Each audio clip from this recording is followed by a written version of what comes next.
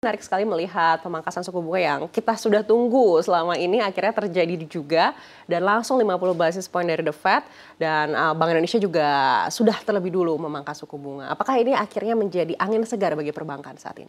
Iya, saya kira ini memang banyak ditunggu orang sejak tahun 2020 COVID.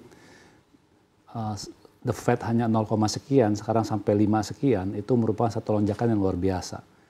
Dan juga diikuti dengan rupiah. Nah, ini mungkin merupakan satu angin segar walaupun baru sebagian, seperti yang tadi katakan tadi bahwa diprediksikan akan turun lagi, demikian juga rupiah. Saya kira ini membuat suasana investasi akan lebih baik. Dan bank juga lebih senang karena tingkat resiko dengan suku bunga yang lebih rendah akan membuat bank lebih comfortable. Baik, tapi kalau melihat potensi adanya pemangkasan hingga akhir tahun, menurut Bapak seperti apa? Apakah The Fed masih mungkin akan lebih agresif lagi daripada pemangkasan yang kemarin? Saya kira kalau proyeksi kita memang ada beberapa prediksi ya, tapi kita perkirakan tahun ini mungkin total bisa 1%. Tahun depan ada 1%. Jadi dengan turun 2% ini memang masih relatif tinggi dibandingkan di awal ya, karena dulu di bawah 1%. Tetapi ini membuat suasana ya, membuat angin dan membuat juga orang lebih optimis karena dalam perhitungan investasi, cash flow semua itu akan lebih visible. Dan juga seperti saya katakan bahwa bank yang sebagai mediasi ini juga merasa ini merupakan satu hal, satu momentum untuk meningkatkan insentif kepada investasi, baik untuk modal kerja dan juga untuk consumer, agar supaya bisa memperoleh pinjaman baru, melakukan investasi baru, sehingga akhirnya bisa membawakan efek kepada sektor-sektor yang lain.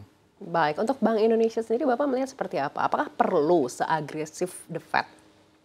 Saya kira kalau kita lihat kenaikan sejak COVID, US itu jauh lompatnya lebih tinggi dibandingkan dengan rupiah. Jadi saya kira kita juga harus kontrol jika ikuti dengan tingkat inflasi kita. Karena kalau terlalu cepat turunnya juga, saya kira ini juga membahayakan karena inflasi kita kan masih relatif tinggi antara 4-5%. Walaupun tingkat pertumbuhan ekonomi kita juga mungkin bisa di atas 5, tetapi kalau inflasi terlalu tinggi juga akhirnya bahan-bahan juga terlalu mahal sehingga tidak juga menarik untuk investasi. Jadi saya kira kalau sekarang US turun 50 basis point, rupiah 25, saya kira perlahan-lahan seperti itu dengan ada jeda sedikit akan membuat suasana akan lebih baik karena kita juga harus hati-hati, penguatan rupiah kita ini kan juga banyak faktor eksternal. Ya lebih banyak inflow dan anytime bisa keluar juga. Jadi ini juga merupakan satu hal-hal yang kita harus antisipasi. Baik, artinya menurut Bapak rupiah ini sebenarnya masih belum dalam level fundamentalnya? Saya kira demikian ya. Jadi walaupun cadangan cukup tinggi, hampir 150 miliar, kemudian surplus perdagangan juga terus positif selama berapa puluh bulan, tetapi kita juga lihat faktor yang menentukan juga lebih banyak inflow-nya. Dalam sekian bulan ini cukup banyak inflow. Hampir kalau nggak salah saya dapat data kira-kira 10 miliar dolar. Dan ini merupakan satu angka yang luar biasa yang membuat akhirnya tekanan rupiah terhadap US dollar juga lebih ringan. Sehingga akhirnya bisa turun cukup signifikan dalam beberapa bulan ini sampai ke 15 ribuan.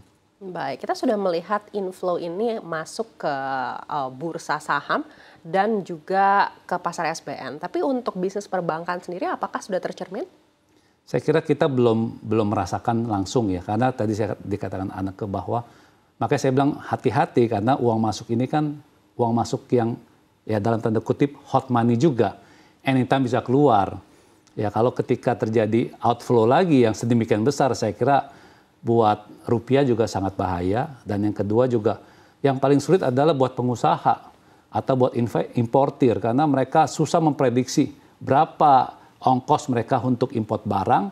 Demikian juga bank karena di dalam perhitungan kita rupiah dan dolar itu sangat menentukan juga tingkat risiko yang kita berikan kepada para peminjam baik rupiah maupun dolar. Baik, dan kalau melihat dari segi bisnis korporasi, apakah menurut Bapak saat ini belum juga pengusaha ini lebih agresif dengan adanya kemungkinan pemangkasan yang lebih tinggi lagi dan juga rupiah yang lebih stabil? Saya kira kalau sisi korporasi dalam pasca COVID ini sebetulnya udah mulai kelihatan. Ya, memang lebih banyak didominasi adalah capex untuk infrastruktur. untuk komoditi, pertambangan dan lain sebagainya yang memang capex-nya besar, miliaran dolar, power plant.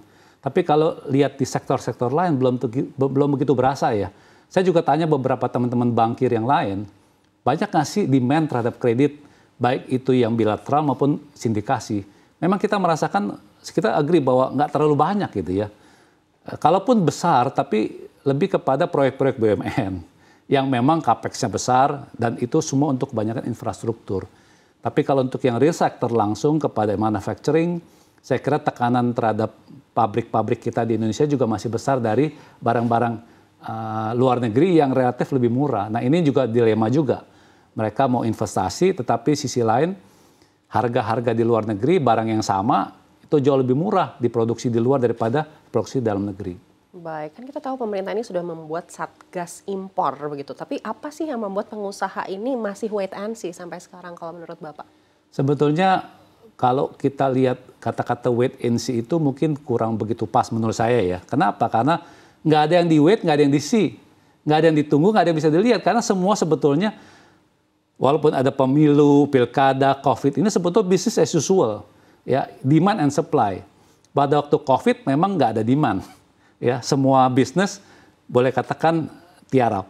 Tapi ketika COVID selesai, memang demand tinggi. Tetapi kita harus ingat, beban yang mereka tanggung selama 3 tahun itu masih besar. Masih ada yang mereka harus cicil.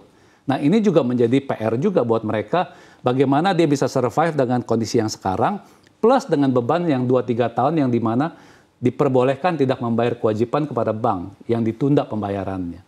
Dan yang kedua, kalau kita lihat corporate, mereka sebetulnya selama COVID kan basically nggak terlalu banyak impact. Sehingga mereka terus melakukan capex ya, untuk pembelian, investasi, dan sebagainya termasuk modal kerja.